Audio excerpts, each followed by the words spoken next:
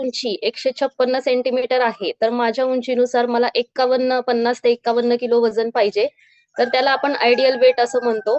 पण ideal weight फक्त 50 ते 51 तर आहे, पण ते नक्की कशाचं आहे? तर फॅटचं नाहीये की नाही? हे पाहिलं पाहिजे सर्वात महत्वाचं म्हणजे. तर सगळ्यांनी बॉडी अनालिसिस आपल्या कॉलवरती असणाऱ्या प्रत्येक मेंबरनी, प्रत्येक कोचेसनी त्या आपल्या फॅमिली मेंबर्सचं बॉडी अनालिसिस केलं असेल. तर त्याच्यामध्ये आपण 3 कॉलम पाहतो.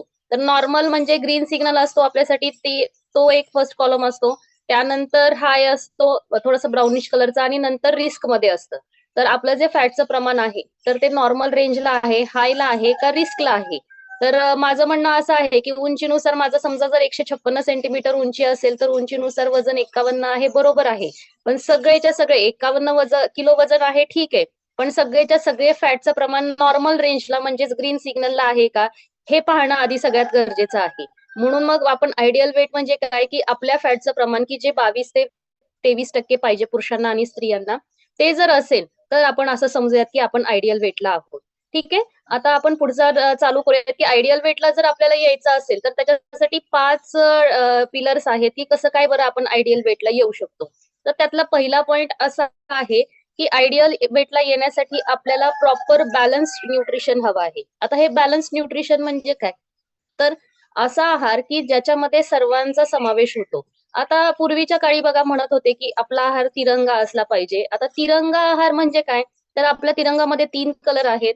पहिला कलर जो आहे तो केशरी कलर आहे, दुसरा आहे तो पांढरा कलर आहे आणि तिसरा आहे तो हिरवा आहे. आता यातला केशरी कलर म्हणजे काय? तर आपल्या आहारामध्ये सगळेच्या सगळे फळं किंवा फळभाज्या, गाजर वगैरे की जे काही नारिंगी कलरची फळं असतील, भाज्या असतील, या सगळ्याचा समावेश आपल्या आहारामध्ये झाला पाहिजे. मग आपण खरंच ते घेतो का? किंवा नंतर परत पांढरा जो कलर आहे तो म्हणजे काय? तर सगळे दूध आणि दुग्धजन्य पदार्थ हे आपल्या आहारामध्ये योग्य त्या प्रमाणामध्ये आहेत का? त्यानंतर हिरवा कलर आहे बघा. तर हिरवा कलर म्हणजेच काय? हिरव्या पालेभाज्या आपण किती प्रमाणामध्ये खातो? तर याला सगळ्याला तिरंगा आहार म्हणतात. पूर्वीच्या काळी आपण असं म्हटलं जायचं की ज्याचा आहार तिरंगा आहे तो सगळ्यात स्वस्थ आणि तंदुरुस्त आहे. पण मला एक सांगा, आता तिरंगा आहार जरी आता बऱ्यापैकी आपल्या कॉलवरती असणारे लोक आता बरेचसे हेल्थ कॉन्शियस आहेत आणि ते म्हणतायत की बाबा हो आम्ही हा तिरंगा आहार आमच्या रोजच्या जेवणामध्ये आमच्या इन्क्लूड करतो. पण खरंच मला सांगा, हा जो तिरंगा आहार तुम्ही तुमच्या आहारामध्ये जो तुम्ही इन्क्लूड केलेला आहे, त्याच्यामध्ये खरंच तेवढे न्यूट्रिशन जे आहेत, की जेवढी पोषक तत्वे आहेत, व्हिटॅमिन्स असतील, मिनरल्स असतील, बरेचसे घटक हे तुम्हाला खरंच त्या प्रमाणामध्ये मिळतायत का? तुमचंही उत्तर तुम्हाला आता तुम्ही त्याबद्दल थोडंसं साशंक असाल. कारण की असं आहे, की बऱ्याचपैकी आता सगळे हायब्रिड अन्नधान्य पिकवण्यासाठी कल चाललेला आहे. फळं जी आपण खातो, ती फळं सुद्धा पिकण्यासाठी बरेचसे केमिकल वापरले जातात आणि बरेच केमिकल वापरले गेले असल्यामुळे आपल्याला त्याची शाश्वती देता येत नाही, की खरंच बाबा त्यातून आपल्याला काही मिळतंय का नाही मिळतंय. दूध आणि दुग्धजन्य पदार्थाचं तर काही विचारायलाच नको. कारण की बऱ्यापैकी आता भेसळीचं प्रमाण चाललेलं आहे किंवा नकली दूध सुद्धा बनवण्याचे प्रकार हल्ली वाढलेले आहेत. त्याच्यामुळे तो सुद्धा आपण त्याच्यावरती सुद्धा विश्वास ठेवू शकत नाही. आणि पालेभाज्या सुद्धा आजकाल म्हणजे कुठलीही गोष्ट विदाऊट केमिकल येत नाही. सगळं हायब्रिड झालेलं आहे. त्यामुळे नरिशमेंट आपल्या शरीराला काहीही मिळत नाहीये. म्हणून जे कोणी आपल्याला म्हणजे जे कोणी म्हणत असेल, की आम्ही कडधान्य खातो, आम्ही दुग्धजन्य पदार्थ पनीर वगैरे, दही, ताक वगैरे आम्ही हे खातो किंवा मग आम्ही फळं सगळी खातो. तर त्यांना मला असं सांगणं आहे, की जरी तुम्हाला असं वाटतंय, की माझं बॅलन्स न्यूट्रिशन आहे सध्या, तरी पण ते केमिकल युक्त आहे. त्यानंतर बॅलन्स न्यूट्रिशन म्हणजे काय, की आपण खरंच कॅलरी मॅनेजमेंट करतो आहोत का?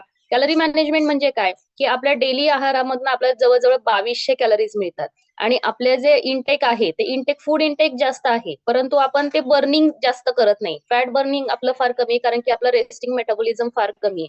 की जो 1800 जो पाहिजे, तर तो 1600-1800 तर आपला मेटाबॉलिझम नाहीच आहे. रेस्टिंग मेटाबॉलिझम नाहीच आहे आणि त्यामुळे आपल्या रोजच्या म्हणजे रोजच्या जे आपण 2200 कॅलरीज खातो, तर त्यानुसार आपल्या रोजच्या रोज 600 ते 800 कॅलरीज रोज शिल्लक राहतात आणि ह्या रोज 600 ते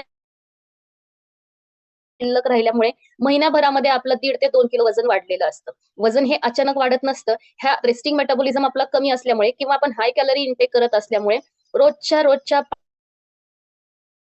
जास्त कॅलरीज आपल्या शरीरामध्ये साठत राहतात आणि मग महिन्याभरामध्ये आपलं 1.5 ते 2 किलोनी वजन वाढलेलं असतं. जो आहार आपण घेतो आहे, तो सुद्धा वेळेत घेणं गरजेचं आहे. त्याला स्पेसिफिक टायमिंग असणं गरजेचं आहे, की आता आपण जर समजा तुम्ही सकस संतुलित आहार जर घेत असाल माझ्यासारखा, तर दिवसात 5 वेळा खाऊन आपण वजन कमी केलेलं आहे सर्वांनी. बरोबर. मग 5 वेळा जर खाल्लेलं आहे, मग त्याला काय टायमिंग आहे? सकाळी 8 वाजता, त्यानंतर 10 वाजता आपला जो सकाळचा नाश्ता असणार आहे तो. त्यानंतर आपण 12 ते 1च्या दरम्यान जेवण करतो. परत 4 वाजता आपण इव्हनिंग स्नॅक्स घेतो, की ज्याच्यामध्ये उकडलेल्या पदार्थांचा समावेश असतो. परत नंतर 8 वाजता आपण शेक घेतो आपला. तर हे सगळं 5 वेळा खाऊन आपण आपलं वजन कमी केलेलं आहे. बरोबर. मग बॅलन्स न्यूट्रिशन हे सगळ्यात महत्वाचं आहे आपल्याला आयडियल वेटवर येण्यासाठी, किंवा जे वजन आपण कमी केलेलं आहे ते भविष्यामध्ये आहे असंच कसं राहील हे काळजी घेण्यासाठी आपल्याला सगळ्यात महत्वाचं लक्ष आपल्याला देणं गरजेचं आहे, की बॅलन्स न्यूट्रिशन म्हणजेच काय? आपण म्हणतो बघा, रिझल्ट ऐकताना आपण म्हणतो की 80% सकस संतुलित आहार, 80% वर्कआउट हे कॉन्ट्रीब्युशन घेऊन मी आयडियल वेटवर आलेलो आहे. बरोबर. मग त्यातलं जे 80% जे आहे की नाही, गाभा म्हणूयात आपण, आपल्या मतितार्थ म्हणूयात, तो सगळा आणि सगळा बॅलन्स न्यूट्रिशनवरतीच अवलंबून आहे. आपलं जेवण आपण व्यवस्थित घेतलं पाहिजे आणि कॅलरिफिक मॅनेजमेंट आपण त्याचं केलं पाहिजे. Physical activities. आता ज्यावेळेस आपण आयडियल वेटवर येण्याचा प्रयत्न करतो, किंवा येण्यासाठी आपण ज्यावेळेस प्रयत्न चालू असतात आपले, तर त्यावेळेस आपला बऱ्याचशा लोकांचा भर असतो, की कुठलीही एक्सरसाइज, मग ती जॉगिंग असेल, वॉकिंग असेल, किंवा कार्डिओ असेल, किंवा जिम मध्ये जातात बरेचसे लोक. 3-3, 4-4 तास लोक जिम मध्ये जाऊन तिथं व्यायाम करत असतात. पण खरंच फिजिकल ऍक्टिव्हिटी इतकी महत्वाची आहे का? तर आपलं जे 80% सकस संतुलित आहार आहे त्याचं कॉन्ट्रीब्युशन जास्त असे आहे. पण बऱ्याचशा लोकांचा समज असा आहे, की व्यायाम करून वजन कमी होतं. व्यायाम करून वजन कमी होत नाही, तर त्याच्यामुळे काय होत असतं माहितीये का तुम्हाला? तुम्ही फक्त व्यायाम करताय आणि तुम्ही तुमच्या आहारावरती लक्ष देत नाहीये. तर तुम्हाला काय जाणवणार थोड्या दिवसांनी? 15 दिवस तुम्हाला काहीच वाटणार नाही. कारण की तुमच्या शरीरामध्ये त्यावेळेस स्नायू चांगले होते. पण ज्यावेळेस तुम्ही फक्त आणि फक्त फिजिकल ऍक्टिव्हिटीज करता आणि कुठलंही न्यूट्रिशन तुम्ही घेत नाही, किंवा आहार तुमचा व्यवस्थित नसतो, त्यावेळेस नंतर 15 दिवसानंतर किंवा महिन्यानंतर तुम्हाला अशक्तपणा यायला लागतो. मग हा अशक्तपणा का आलेला असतो? हा वेट लॉस तर असतो, पण हा वेट लॉस हा तुमच्या मसल मासचा झालेला असतो, तुमचा फॅट लॉस झालेला नसतो. आपण म्हणतो की नाही, हेल्दी वेने आपल्या सिस्टीम मध्ये वेट लॉस केलं जातं. मग हे हेल्दी वे म्हणजे काय? की जेवढ्या प्रमाणामध्ये तुम्ही 40 मिनिटं, 45 मिनिटं कुठलीही एक्सरसाइज तुम्ही करा, आणि ती एक्सरसाइज केल्यानंतर तुम्ही तुमच्या शरीराला आवश्यक असणारा सगळा आहार द्या. मग त्याच्यामध्ये प्रोटीन असेल, त्याच्यामध्ये बरेचसे 114 प्रकारची पोषक तत्वे असतील. ही सगळी तुम्ही तुमच्या शरीराला दिली पाहिजे, आणि ती दिली तरच तुमचा हेल्दी वेने फॅट लॉस होणार आहे. मग बऱ्याचशा लोकांचा गैरसमज मला वाटतंय आता दूर झाला असेल, की फक्त आणि फक्त फिजिकल ऍक्टिव्हिटीज नाही, तर त्याबरोबर आपण त्या प्रमाणामध्ये आहार सुद्धा घेतला पाहिजे. तो सुद्धा तितकाच किंबहुना त्याच्यापेक्षा जास्त महत्वाचा आहे. त्यानंतर पुढचं आहे बघा, गुड वॉटर इनटेक. आता गुड वॉटर इनटेक म्हणजे काय? की आपलं जे वजन आहे, त्या वजनात समजा माझं 20 किलो, प्रत्येकी 20 किलो वजनासाठी 1 लिटर पाणी मी घेतलं पाहिजे. मग माझं वजन जर समजा आता 60 किलो असेल, तर दिवसाचं 3 लिटर पाणी मी पिणं गरजेचं आहे. 3-3.5 लिटर पाणी घेणं आवश्यक आहे. मग हे पाणी आपण कसं घेतोय? एकदम 1 ग्लास भरून पाणी घेतलं, तर ते आपल्या शरीरातनं लगेच बाहेर टाकलं जातं. किडनी थ्रू लगेच आपल्याला युरिनेशनला जावंसं वाटतं. का बरं? कारण की ते आपल्या शरीरात पाणी राहत नाही, आणि मग प्रत्येक वेळेस आपल्याला आपण 1 ग्लास, 1 तांब्या, काही काही लोक जर असे आहेत, की ते 1-1 तांब्या एकेका वेळेस पितात. खरं तर हे असं पाणी पिणं आपल्या शरीरासाठी फार हानिकारक आहे. कारण की आपली जी किडनी आहे, त्या किडनीवरती जास्त प्रमाणामध्ये ज्यावेळेस आपण एकदाच खूप पाणी पितो, त्यावेळेस किडनीवरती ताण येतो, फिल्ट्रेशन प्रॉपर होत नाही, आणि म्हणून मग ते पाणी शरीराच्या लगेच बाहेर जातं. मग बऱ्याचशा वेळेला बघा, आपण डॉक्टरकडे गेल्यानंतर डॉक्टर आपल्याला म्हणतात, की तुमच्या शरीराला पाणी कमी पडते. ऍक्च्युली आपण तर काय म्हणतो, की मी तर पाणी भरपूर पिते, किंवा माझं जवळ-जवळ 8 ते 9 ग्लास पाणी दिवसाचं होतं, 3 लिटर पाणी होतं. पण तुम्ही ते कसं पिताय? पाणी पित असताना एका वेळेला 1 ते 2 घोट फक्त पाणी पिलं पाहिजे, आणि त्यानंतर 10 मिनिटांनी, 15 मिनिटांनी पुढचा घोट घेतला पाहिजे. पण आपण काय करतो? आपण एका वेळेला 1 ग्लास, 1 ग्लासपेक्षा जास्त पाणी पितो, आणि वास्तविक त्याचा आपल्या शरीराला काहीही उपयोग होत नाही. ते लगेच आपल्या किडनी थ्रू पाणी बाहेर जातं. त्यानंतर पुढचं आहे, की ते गुड स्लीप. गुड स्लीप म्हणजे काय? की आपल्याला दिवसाची जवळ-जवळ रात्रीची झोप जी आहे, ती 6 ते 8 तास आपली झाली पाहिजे. ही 6 ते 8 तास झोप जर आपली झाली, तर नक्कीच आपण फिट अँड हेल्दी राहू शकतो. बऱ्याचशा लोकांचं जागरण झाल्यामुळे, त्यांना पुरेशी विश्रांती न मिळाल्यामुळे सुद्धा फॅटचं प्रमाण वाढलेलं असतं. म्हणजेच रेस्ट जर आपल्या शरीराला जर नसेल, तर त्यावेळेस आपल्या शरीरामधलं फॅटचं प्रमाण वाढत असतं. त्यानंतर शेवटचा पॉइंट म्हणजे पॉझिटिव्ह माइंडसेट. आता पॉझिटिव्ह माइंडसेट म्हणजे काय? ज्यावेळेस आपण असा विचार करतो ना, की हो मी आता सिस्टीम प्रॉपर फॉलो करणार आहे, प्रॉपर न्यूट्रिशन घेणार आहे, प्रॉपर एक्सरसाइज करणार आहे. हे जे आपण आतापर्यंत बघितलं वॉटर इनटेक असेल किंवा काय असेल, साउंड स्लीप असेल, हे सगळं मी आहे असं फॉलो करणार आहे. आणि मग असं सर्व केल्यामुळे माझं वजन कमीच होणार आहे. असा ज्यावेळेस आपला पॉझिटिव्ह माइंडसेट असतो ना, त्यावेळेस खरंच आपल्याला वजन कमी करण्यासाठी आणि आहे हे वजन कॉन्स्टंट ठेवण्यासाठी मदत होते. आता ते कसं काय बरं? जर समजा एखादा जर निगेटिव्हच असेल प्रत्येक वेळेस, नाही बाबा माझं वजनच कमी होत नाहीये, मग काही केलं तरी माझं असंच होतं, तसंच होतं. जे लोकं निगेटिव्ह राहतात ना या बाबतीत, तर त्यांचं वजन सुद्धा कधी म्हणजे कंटिन्युअसली वाढत राहतं किंवा कमी होत नाही. पॉझिटिव्ह माइंडसेट जर असेल, तर मात्र आपलं वजन नक्कीच कमी होण्यासाठी मदत होते. आता हे आपण बघितलं 5 पिलर की जे वेट लॉस साठी आपल्याला मदत करतात. आता ऍक्च्युअल सिक्रेट काय आहे, की आपला फॅट लॉस कसा होतो? तर आपण बघा, रोज सकाळी आपण 5:30च्या कॉलला, 5:15च्या कॉलला जमा होतो आणि आपण एक्सरसाइज करतो. आता एक्सरसाइज करताना सुद्धा सुरुवातीला आपण वॉर्मअप करतो, त्यानंतर थोडंसं फास्ट आपण घेतो, त्यानंतर कार्डिओ आपण सगळे झिंगाट गाण्यावरती नाचतो कार्डिओ आणि नंतर मात्र आपण व्हायब्रेशन झाल्यानंतर परत एकदा वॉर्मअप करतो. आता हे झालं बघा कॉन्ट्रिब्युशन, की फिजिकल ऍक्टिव्हिटीजचं प्रमाण 20% आहे.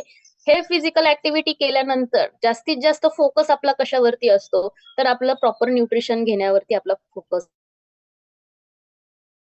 व्यवस्थित आपला शेक बनवू. शेक बनवल्यानंतर आपण 10 वाजताचं सकाळचं जे स्नॅक आहे ते कसं घेऊ किंवा नंतर आपलं दुपारचं जेवणच्या बाबतीत झालं किंवा इव्हनिंग स्नॅकच्या बाबतीत किंवा संध्याकाळचं आपलं जे परतचं फ्युअल आहे किंवा सकस संतुलित आहार आहे, ते आपण कसं घेऊ. हे असं ही जी मेथड आहे, की ती आहे आयडियल वेट मॅनेजमेंट, की आपण हेल्दी वेने फॅट लॉस करतोय. पण बऱ्याचशा लोकांचा समज असा आहे, की ते फिजिकल ऍक्टिव्हिटीवरती जास्त भर देतात. 2-2, 3-3 तास ते जिममध्ये घालवतात आणि नरिशमेंट मात्र घेत नाहीत. मग त्यांचा जो रिझल्ट आहे त्यांचं सुद्धा वेट लॉस होतं, पण ते फॅट लॉस नसून ते वॉटर लॉस, त्यांचं जे वॉटर बॅलन्स जे आहे ते त्याच्या पाणी शरीरातलं त्यांच्या कमी होतं आणि स्नायू सुद्धा कमी होतात. त्यानंतर पुढे आपण असं बघणार आहोत, की आपलं जे शरीर आहे, आपलं शरीर बऱ्याचशा पेशींनी बनलेलं आहे. पेशीमय रचना हे आपल्या सजीवांचं लक्षण आहे, बरोबर? पण काय होतं, की ह्या प्रत्येक पेशी यांचं ठराविक असं लाईफ स्पॅन असतो, की ठराविक असं त्यांचं आयुष्य असतं. त्यांचं काम झाल्यानंतर ते आपल्या शरीरामध्ये आपोआपच ते डिजनरेट होत असतात. मग प्रत्येक शरीर म्हणजे आपल्या जवळ-जवळ 30 ट्रिलियन एवढ्या शरीर आपल्याकडे आहेत. आपल्या पेशी आपल्या शरीरामध्ये आहेत. मग त्या प्रत्येक पेशीला पोषण खरंच मिळतंय का? हे सुद्धा आपण बघितलं पाहिजे. कारण की ह्या ज्या पेशी आहेत, त्या प्रत्येक पेशीला नरिशमेंट जोपर्यंत मिळत नाही, तोपर्यंत काही आपण व्यवस्थित हेल्दी किंवा फिट आणि फाईन राहत नाही. त्यानंतर बघा, आपण ज्यावेळेस म्हणजे बऱ्याचशा लोकांचा वेट लॉस करण्याकडे कल कसा असतो, की त्यांना न्यूट्रिशन बद्दल काहीही माहिती नसते. विदाऊट एनी न्यूट्रिशन म्हणजे काही माहिती नसताना कमी खातात ते लोकं. म्हणजे डाएटचा अर्थ मुळात लोकांना काय वाटतो, की डाएट म्हणजे कमी खाणं. तर बरेचसे लोकं अशा अज्ञानामुळे काय करतात, की कमी जेवतात. कमी जेवतात, प्रॉपर न्यूट्रिशन सुद्धा ते घेत नाही का तर त्यांना कमी जेवायचं असतं. मग जिथं त्यांना 3 चपात्या लागतायत, तिथं ते 2 खातात किंवा 1च खातात आणि अशा पद्धतीनं ते थोडंसं म्हणजे काही फिजिकल ॲक्टिव्हिटी आणि कमी खाणं, असं करून सुद्धा ते कमी वजन करतात. पण हे जे वजन आहे, ते वजन त्यांचं फक्त स्नायूंचं कमी झालेलं असतं. ह्याला आपण स्मार्ट वेट लॉस असं नाही म्हणू शकत. पण हेच जर तुम्हाला तुमच्या न्यूट्रिशनची पूर्णपणे कल्पना असेल, तुम्ही प्रॉपर न्यूट्रिशन घेत असाल आणि ते योग्य प्रमाणात जर घेत असाल, मग याच्यामध्ये तुम्हाला जे खायचं आहे, प्रॉपर जे तुम्ही दुपारचं जेवण करताय, ते व्यवस्थित जर तुम्ही घेतलं, सगळ्यात म्हणजे दही असेल त्याच्यामध्ये, डाळीचा समावेश असेल, भाकरी जर असेल तुमच्या जेवणामध्ये किंवा रस्साभाजी जर असेल, ह्याला म्हणायचं की प्रॉपर न्यूट्रिशनचं त्याला माहिती आहे, की कसं डाएट घेतलं पाहिजे किंवा काय आपल्या जेवणामध्ये असलं पाहिजे. असं जर त्यांनी घेतलं तर कल त्याचा फिजिकल ऍक्टिव्हिटीजसाठी सुद्धा असेल. म्हणजे खूप जास्त नाही, पण दिवसामधला 40 मिनिटाचा वेळ जर त्याने फिजिकल कुठल्याही ऍक्टिव्हिटीजसाठी दिला, तर अशा अशा पद्धतीचं जे तुमचं वेट लॉस असेल, तर ते तुमचं हेल्दी वेट लॉस असणार आहे. मग त्यानंतर तुमचं जे शरीर तयार होणार आहे की नाही, ते एकदम प्रॉपर शेपमध्ये येणार आहे. आणि जर तुम्ही आधी जे मी पद्धतीने सांगितलं, की कमी जेवणं आणि एक्सरसाइजच फक्त जास्त करणं, ह्यानी जे तुमचं वेट लॉस होतंय, त्यानी बघा तुम्ही जास्त असं म्हणजे तुमच्याकडे पाहूनच लोकं म्हणतात, की काय आजारी आहे का काय? मग हे आपल्याकडे म्हणजे बघूनच कळतं की कुठलं हेल्दी वेट लॉस आहे आणि कुठला आपला नुसताच वेट लॉस आहे. म्हणजे नुसतं तो आपल्या मसल मासचा झालेला वेट लॉस असतो, स्नायू आपले कमी झालेले असतात किंवा वॉटर लेवल आपली कमी झालेली असते, म्हणून आपण आजारी असल्यासारखं दिसतो. आता बघा आपल्यापैकी बऱ्यापैकी लोक सगळ्यांनी वेट लॉस जवळजवळ 20-20, 25-25 किलो, काही काही जण तर असे आहेत की त्यांनी 35-40, पायगन मॅडम असतील 45 किलो वजन त्यांनी कमी केलेलं आहे. पण कुठल्याच अँगलने आपल्याला असं वाटत नाही की त्यांनी एवढं वेट लॉस केलंय, मग त्या आजारी दिसतायत का? कुणीही आजारी दिसत नाही, कुणीही आजारी असल्यासारखं दिसत नाही का? कारण की आपण हेल्दी वेने वेट लॉस केलेला आहे. आता आपण बोलणार आहोत की आपला जो SMM आणि SMS हा जो प्रोग्राम आहे त्याबद्दल मी तुम्हाला सांगणार आहे. आता ज्यावेळेस आपण आपला शेक चालू करतो, सुरुवातीच्या 10 दिवसामध्ये बघा, आपल्याला सुरुवातीला आपण फक्त सकाळी आपला नाश्ता बदललेला आहे, की जिथं आपण पोहे, उपीट, उपमा, शिरा अशा काही गोष्टी खात होतो, तर त्याऐवजी आपण आपला शेक घेतोय. बरोबर? तो आपला सकाळचा नाश्ता असणार आहे. त्यानंतर बघा आपण नंतरच्या वेळेस घेतोय 10 वाजता, 10, 10:30च्या दरम्यान आपण रॉ फूड घेतो. रॉ फूड मध्ये आपल्याला काकडी, गाजर, टोमॅटो, फायबर असणारे सगळे पदार्थ किंवा मुळा असेल, कडधान्य असतील, मोड आलेले कुठलेही कडधान्य, एखादं फळ, हे सगळं रॉ फूड जे आपण खातो म्हणजे आहे असं. याच्यामध्ये आपल्याला मीठ टाकायचं नाही किंवा कुठलंही परतून वगैरे घ्यायचं नाही तेलामध्ये, शिजवायचं नाहीये. आहे असं कच्चं आपण खातो. तो असणारे आपला सकाळचा नाश्ता ते 10-10:30 वाजता जो आपल्याला स्नॅक्स असतं आपलं ते आपण घेतो. त्यानंतर आपण जेवण करतो. आता जेवताना सुद्धा त्याच्यामध्ये जसं मी मगाशी सांगितलं की शक्यतो भाकरी असावी, चपाती असली तरी काही प्रॉब्लेम नाही. किंवा घेताना कुठलं तरी एक कार्बोहायड्रेट आपल्याला घ्यायचं आहे. पिष्टमय पदार्थ कुठला तरी एकच. मग चपाती घ्या तुम्ही, भाकरी घ्या किंवा भात घ्या. मग चपाती तर चपाती, भाकरी तर भाकरी किंवा भात तर भात. असंही तुम्ही म्हणजे 2 कार्बोहायड्रेट आपल्याला एकत्र घ्यायचे नाहीत. 2 पिष्टमय पदार्थ एकत्र येता कामा नये. मग तुम्ही भाकरी पण खाताय, तुम्ही भात पण खाताय, तुम्ही चपाती पण खाताय. तर हे असं नाही झालं पाहिजे आपल्या जेवणामध्ये. कुठलं तरी एकच भाकरी घ्या, भात घ्या किंवा चपाती घ्या. कुठलं तरी एकच पिष्टमय पदार्थ आपल्या जेवणामध्ये आला पाहिजे. त्यानंतर भाजी. भाजीचं प्रमाण जास्त असलं पाहिजे नेहमीच भाकरी आणि चपातीपेक्षा. पण आपला कल मात्र पिष्टमय पदार्थ घेण्यामध्ये जास्त असतो. भाजीचं प्रमाण कमी असतं. आणि त्यामुळेच मग आपल्याला नंतर पुढे जाऊन पिष्टमय पदार्थ जेवढे जास्त आपण खातो ना, तेवढे फॅट आपलं जास्त वाढत असतात. त्यानंतर पुढं आपलं हे झालं आपलं 12:30-1च्या दरम्यान असणारं जेवण. दह्याचा समावेश असावा, ताकाचा समावेश असावा आणि ज्यावेळेस आपण जेवण करत असतो, जेवणाच्या आधी आणि जेवणानंतर जवळ-जवळ 40 ते 45 मिनिटं आपण कसलंही वॉटर इनटेक करायचं नाही, पाणी प्यायचं नाही. कारण की त्याच्यामुळे काय होतं, पाणी ज्यावेळेस आपण जेवणाच्या आधी किंवा जेवताना पितो, आपला जो जठराग्नी जो तप्त झालेला असतो तो शांत होतो आणि मग आपली पचनशक्ती अतिशय कमी होते आणि मग भूक म्हणजे आपलं आपण जे जेवण करतो ना ते पचन व्यवस्थित होत नाही आणि पचन न झाल्यामुळे त्याच्यामुळे बरेचसे डायजेस्टिव्ह हेल्थच्या रिलेटेड खूप प्रॉब्लेम आपल्याला फेस करावे लागतात. आपल्याला ऍसिडिटी वगैरे होते. तर आपण जेवणाच्या आधी आणि जेवणानंतर पाणी प्यायचं नाहीये. जवळजवळ 40 ते 45 मिनिटं पाणीच प्यायचं नाहीये. आणि जेवताना सुद्धा बऱ्याचशा लोकांना सवय असते की ते एक एक घोट पाणी पिल्याशिवाय त्यांना जेवण जात नाही किंवा घास गिळला जात नाही. तर अशांनी काय करायचंय, आपल्या जेवताना जेवणासोबत आपण ताक घ्यायचं आहे. ताकाचा एक एक घोट जरी घेतला तरी चांगला आहे. दही किंवा ताक तुम्ही घेऊ शकता. त्यानंतर असणारे आपला इव्हिनिंग स्नॅक. इव्हिनिंग स्नॅक आपण 4 ते 4:30-5च्या दरम्यान आपण तो घेणार आहोत. मग त्याच्यामध्ये तुम्ही ड्रायफ्रूट घेऊ शकता. ही क्वांटिटी कमी असणार आहे. ही क्वांटिटी तुमची जवळ-जवळ 100 ते 150 ग्रॅमच असणार आहे. मग तुम्ही त्याच्यामध्ये उकडलेलं मटकी, मूग, कुठलेही कडधान्य घेऊ शकता किंवा मग त्याऐवजी तुम्ही पनीर घेऊ शकता किंवा मग त्याऐवजी तुम्ही उकडलेले शेंगदाणे घेऊ शकता. म्हणजे बरेचसे ऑप्शन आहेत आपल्याला. इथं तुम्ही व्हेजिटेरियन असाल तर कुठलं सूप घेतलं तरी चालतं. वाटीभर तुम्ही डाळ घ्या किंवा मग तुम्ही जर समजा नॉन व्हेजिटेरियन असाल तर तुम्ही अंड घेऊ शकता, सूप घेऊ शकता नॉनव्हेजचं किंवा मग चिकन वगैरे जर असेल तर पीस वगैरे तुम्ही घेऊ शकता. पण त्याची क्वांटिटी असली पाहिजे जवळ-जवळ 150 ग्रॅम.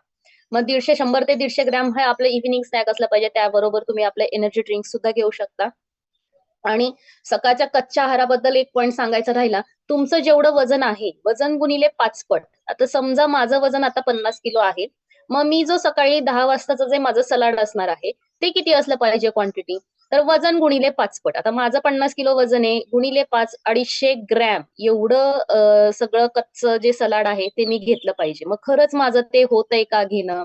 हे महत्वाचं आहे. आता बरेचशे लोकांचं म्हणणं असं आहे की आम्हाला तेवढं जात नाही, पण जात नाही म्हणजे तुम्हाला पुढे जर समजा व्यवस्थित तुम्ही जेवणार असाल प्रॉपर, म्हणजे आपलं जे दुपारचं जेवण आहे ते आपण व्यवस्थितच आहार घेतो आपला, तो काही आपण कमी करत नाही, जेवढा हवा आहे तेवढा घेतोच. मग ते जर तुम्हाला वाटत असेल की नाही ते माझं सगळं ते डायजेस्ट झालं पाहिजे किंवा ते कुठल्याही पद्धतीनं फॅट मध्ये कन्वर्ट नाही झालं पाहिजे, तर त्यांनी ते तेवढी क्वांटिटी खाल्लीच पाहिजे. वजन गुणिले 5 पट एवढं ग्राम मध्ये आपलं सलाड जे आहे ते गेलंच पाहिजे. त्याशिवाय तुमचं जे तुम्ही जेवण करणार आहे, जेवण 12-1चं, तर ते तुमचं प्रॉपर डायजेस्ट होणार नाही. आणि अजून महत्वाचं एक काय आहे की ते आपलं आतडं साफ करण्याचं काम करतं, झाडूचं काम करतं, ते शरीर आपलं आतून साफ करण्याचं काम करतं. मग जेवढा कच्चा आहार तुम्ही व्यवस्थित घ्याल ना, तर तेवढं तुमचं शरीर आतमधनं स्वच्छ होणार आहे. कारण की तुमचं आतडं झाडून काढण्याचं काम ते तुमचं फायबर करणार आहे. आणि नंतर शेवटचं की आपला जो असणारा शेक, तो आपलं प्रॉपर असणार SMM मध्ये आपण संध्याकाळी जेवण करतो. मग ते जेवण सुद्धा तुमचं कमीत कमी कॅलरीजचं असावं, एवढं तुम्ही पाहिलं पाहिजे. आता हा झाला SMM प्रोग्राम, म्हणजेच काय, शेक, मील आणि मील. बरोबर. शेक, मील हा असा तुमचा प्रोग्राम आहे. पण आता आपण जो फॉलो करणार आहोत तो SMS. आपल्याला वेट लॉस करण्यासाठी आपण SMS फॉलो करणार आहे. SMS म्हणजे काय? शेक, मील आणि शेक, आणि त्याच्यामध्ये 2 स्नॅक्स असणार आहे. एक सकाळचा आणि एक 4 वाजताचा असणार. आता मी ते SMS फॉलो का बरं फॉलो करायचं? आयडियल वेटवर लवकरात लवकर येण्यासाठी आपण SMS का बरं फॉलो केलं पाहिजे? तर पहिल्यांदा बघा, आपण सुरुवातीला ज्यावेळेस आपण हा शेक आपला घेत नव्हतो किंवा ह्या सिस्टीमला येण्याच्या पूर्वी कुणाचाही नाश्ता काय असायचा, की एकतर आपण एक प्लेट पोहे, उपीट, शिरा अशा पद्धतीचा आपण नाश्ता करत होतो, की ज्यातनं आपल्याला जात होत्या 400 कॅलरीज. बघा बरं का, कॅलरी मॅनेजमेंट येते याच्यामध्ये. 400 कॅलरीजचा नाश्ता आपण करत होतो. त्यानंतर आपलं जेवण जवळ-जवळ 800 कॅलरीजचं असायचं. आणि तरी मी ह्याच्यामध्ये चहा सकाळचा घेतलेला नाहीये. नंतर आपण दुपारच्या वेळेला किंवा संध्याकाळच्या वेळेला 4:30-5च्या दरम्यान आपण परत चहा घेतो, चहा बिस्किट वगैरे खातो. ते जवळ-जवळ आपलं जातं 350 कॅलरीज पर्यंत. आणि नंतर परत संध्याकाळचं जेवण, ते सुद्धा जवळ-जवळ आपलं 600-650 कॅलरीज पर्यंत जातं. मग आपला टोटल इंटेक दिवसाचा असायचा सुरुवातीला, की 2200 कॅलरीज आपण घेत होतो. पण SMS म्हणजे काय, की SMS मध्ये आपण काय करतो, आपला जो सकाळचा जो नाश्ता आहे, आपण जो उपीट खात होतो की नाही, पोहे वगैरे, 400 कॅलरीजच्या ऐवजी आपण आपल्या शेक मधून 200च कॅलरी देतोय. बरोबर. त्यानंतर बघा आपण ते स्नॅक्स खातो. आपलं जे कच्चा जो आहार आहे तो खातो. तर त्याच्यानंतर सुद्धा त्याच्यामधनं आपल्याला काही जास्त कॅलरीज जात नाही. त्यानंतर आपण आपला आहार घेतो. आहार पण आपण घेतो जवळ-जवळ 800 कॅलरीज पर्यंत किंवा कॅलरीज पर्यंत, 600 ते 800 कॅलरीज पर्यंत. आणि नंतर संध्याकाळी परत आपण एकदा शेक घेतो. तर हे जर टोटल तुम्ही जर काउंट केलं, तर त्यातनं जवळ-जवळ आपल्याला 1200 कॅलरीज मिळतात. मग पहिल्यांदा आपण घेत होतो जवळ-जवळ 2200, आणि नंतर ज्यावेळेस आपण SMS फॉलो करतो त्यावेळेस फक्त आपण 1200 कॅलरीज इंटेक करतो. म्हणजे जवळ-जवळ 1000 कॅलरीज कमी आपण करतो. आणि शिवाय आपण फिजिकल ऍक्टिव्हिटीज सुद्धा करत असल्यामुळे ते सुद्धा फॅट आपले बर्न होतात, त्या सुद्धा कॅलरीज आपल्या बर्न होतात. अशा पद्धतीनं आपण वेट लॉस करतोय. म्हणजे आपण कॅलरी मॅनेजमेंट सुद्धा करतोय आणि काही फिजिकल ऍक्टिव्हिटीज करून सुद्धा आपण आपल्या कॅलरीज कमी करतोय. तर हे सगळं झालं आपल्या आहाराविषयी. आणि त्यानंतर आपण पाण्याबद्दल बघणार आहोत, की पाणी हे एकमेव असं आहे की त्यातनं आपल्याला 0 कॅलरीज जातात. आपल्याला कुठल्याच कॅलरीज मिळत नाही. आणि आपलं जे मेटाबॉलिझम आहे, आपली पचनशक्ती बूस्ट करण्याचं काम करत असतं. म्हणजे पचनशक्तीचा वेग जास्त होण्यासाठी आपण पाणी सफिशियंट क्वांटिटीमध्ये रोजचे रोज पिलं पाहिजे. आणि शिवाय त्याच्यामुळे काय होतं, की कधी-कधी बघा आपल्याला वाटतं भूक लागल्यासारखं. पण ऍक्च्युअली ती भूक आपली जेवणाची नसते, तर त्यावेळेस आपल्याला तहान लागलेली असते. ते पाणी जरी आपण पिलं, तरी आपल्याला असं वाटतं ठीक आहे, आता बरं वाटतंय. म्हणजे आपल्याला आपली भूक गेल्यासारखं वाटतं. अजून त्याच्यामुळं काय होतं, तर बऱ्याचशा लोकांना बघा जास्त खाण्याची सवय असते. तर ते सुद्धा त्यांनी अधूनमधून पाणी घेत जर राहिलं, तर त्याच्यामुळे सुद्धा त्यांचे जी क्रेविंग्स आहेत ते सुद्धा कमी होण्याचं नक्कीच मदत होते. अशा पद्धतीनं आपण प्रत्येकी 20 किलो वजनासाठी 1 लिटर पाणी अशा पद्धतीनं जर आपण पिलं, तर नक्कीच आपलं हेल्दी वेने वेट लॉस होण्यासाठी मदत होईल. आता सगळ्यात महत्वाचं म्हणजे आपला शेक. आपण जो शेक बनवतोय, तर तो शेक कशा पद्धतीनं आपला बनवला पाहिजे. आपला जो सकस संतुलित आहार आहे, आपण 300 मिली पाणी घेणार आहोत. 300 मिली पाण्यामध्ये जर समजा माझं वजन 80 किलो पर्यंत जर असेल, सुरुवातीला सांगते मी, तुम्ही ज्यावेळेस या जर्नीमध्ये जॉईन होता आणि ज्यावेळेस तुमचं वजन 80 किलोच्या आत असतं, तर त्यावेळेस त्यांनी शेक करत असताना त्याचं प्रमाण कसं असलं पाहिजे? तर 300 मिली पाण्यामध्ये आपण 2 शेकमेटचे स्कूप टाकणार आहोत. त्यानंतर 2 प्रोटीनचे स्कूप टाकणार आहोत आणि 3 फॉर्म्युला 1चे टाकणार आहोत. हे 80 किलो पर्यंतच्या वजनाच्या लोकांसाठीचं हे मेजरमेंट आहे, की 2 शेकमेट, 2 प्रोटीन आणि 3 फॉर्म्युला 1 असं 300 मिली तुम्हाला पाणी घ्यायचंय. 2 शेकमेटचे चमचे टाकायचे आहेत मिक्सरच्या भांड्यामध्ये आणि आधी 30 सेकंदासाठी मिक्सर फिरवायचा आणि नंतर मग प्रोटीनचे 2 चमचे आणि फॉर्म्युला 1चे 3 चमचे अशा पद्धतीनं तुम्ही ते टाकून परत 30 सेकंदासाठी मिक्सर फिरवायचं आहे. नंतर थांबायचं एक थोडा वेळ, 30 सेकंद आणि मग बर्फाचे खडे 2-3 घालून परत तुमचा जो मिक्स अशा पद्धतीनं जर तुम्ही तुमचा शेक बनवला, तर तो तुमचा शेक मधासारखा घट्ट होणार आहे. मध सगळ्यांना माहित असेल, की चमच्यातनं तो पटकन पडत नाही. अशा कन्सिस्टन्सीचा असा घट्ट तुमचा शेक आहे का? हे तुम्ही बघा. आणि जर समजा एखाद्याचं वजन 80 किलोपेक्षा जास्त असेल, तर त्यावेळेस त्यांनी प्रमाण मात्र थोडंसं जास्त घ्यायचं आहे. त्यांना फॉर्म्युला 1 लागणार आहे 4 चमचे, प्रोटीन 3 चमचे आणि शेकमेट सुद्धा 3 चमचे. तर अशा पद्धतीनं तुम्ही जर तुमचा शेक बनवला, तर तो तुमचा प्रॉपर शेक असणार आहे. बरेचसे लोकं म्हणतात, की आम्हाला रिझल्ट येत नाही. मग रिझल्ट कुणाचा येत नाही माहितीये का? जे प्रॉपर शेक बनवत नाहीत ना, त्यांचा रिझल्ट येत नाही किंवा शेक त्यांनी व्यवस्थित म्हणजे पाणी जे आहे ते 300 मिली न घेता किंवा कमी जास्त घेतलं किंवा आपला जो फॉर्म्युला 1 आहे. काही-काही लोकं 2च वापरतात आणि आपलं जे शेकमेट आणि प्रोटीन जे आहे ते 1-1च चमचा वापरतात. जेवढं गरजेचं प्रोटीन आहे तेवढं जर तुम्ही दिलं नाही, तर तुमचा वेट लॉस होत नाही. बऱ्याचशा लोकांची तक्रार अशी असते, की आमचं वेट लॉस होत नाहीये. तर त्याच्यामागे हे सुद्धा कारण असू शकतं. तर माझ्याकडून इतकंच होतं. अजून जर अनावधानाने जर समजा काही राहिलं असेल किंवा जर समजा काही चुकीचं बोललं गेलं असेल माझ्याकडनं, तर त्याबद्दल सॉरी. येस.